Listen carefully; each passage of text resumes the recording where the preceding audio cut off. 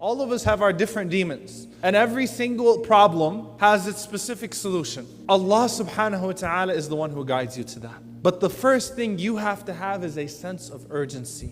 As Imam Hassan al-Basri rahimahullah said, رَحِمَ اللَّهُ إِمْرَأً شَغَلَتْهُ عُيُوبُهُ عَنْ عُيُوبِ النَّاسِ. May Allah have mercy on a person who is too busy with his own faults to be worried about anybody else's faults. A sense of urgency. I've got to make my relationship right with Allah subhanahu wa ta'ala. The first one, eliminate the poisons in your life that aren't allowing you to change. You have to recognize the poisons in your life that will prevent you from coming close to Allah subhanahu wa ta'ala.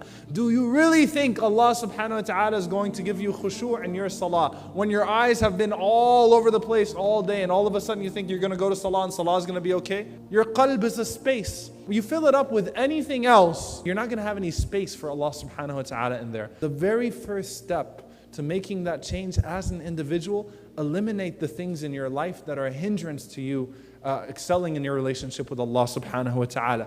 Get rid of those things before you go do good deeds. Number 2, an ounce of prevention is better than a pound of cure.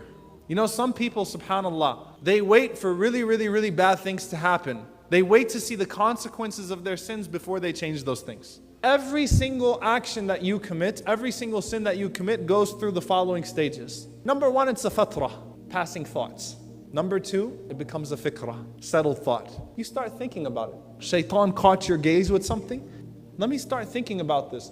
After I've entertained the thought enough, Shaitan has told me about how great the benefits of this action are going to be. And essentially, we commit sin because we think that it's going to serve some sort of benefit to us. We think it's going to give us some sort of pleasure. And it usually does for a temporary time. Then it becomes a niyyah. I have the intention to commit that sin. Once I've made the intention to commit something, nothing's going to stop me. Then it becomes azimah. I'm determined to commit that sin, no matter what stops me. Once you have azimah, it becomes amal. It's surfaced. It became action. Once it becomes action, it becomes adah, becomes a bad habit. Once you have a systemized sin in your life, trust me, that will kill your dua, that will kill your salah, that will kill your opportunity to get close to Allah subhanahu wa ta'ala. Number 3, keep it simple sunnah. Rasulullah ﷺ tells us that when a person goes to his grave, it's not that he's going to want to come back and he's going to want to establish khilafah, liberate Palestine, those types of things, build a new masjid and those types of things. Yes, those are great things. I'm not saying those are bad things. But when you go to your grave, what are the things that you're praying for? What are the things that you miss? He would come back and wish he could just offer 2 rak'ahs so that Allah subhanahu wa ta'ala might forgive him with those 2 rak'ahs. Find something small in your life that you're capable of doing and stick with it.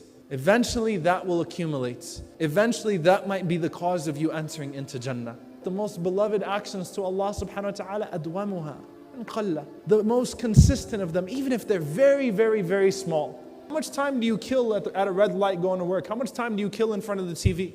How much time do you waste of your life that you could be planting trees and palaces in Jannah? That's change. Keep it simple, sunnah. Number 4, on your way to becoming a good Muslim, don't become a crappy human being. Becoming a more religious person should not make you a jerk. It should not make your character worse. It should not make you more condescending towards people. It should make you more humble. It should make you more loving. It should make you more compassionate. It should make you more caring. Don't become a terrible person on your way to becoming a good Muslim. What's going to be judged on the Day of Judgment? Your khuluq. That's the heaviest thing, your character. And when you have nasty manners, that is a reflection that on the inside you are actually devoid of iman.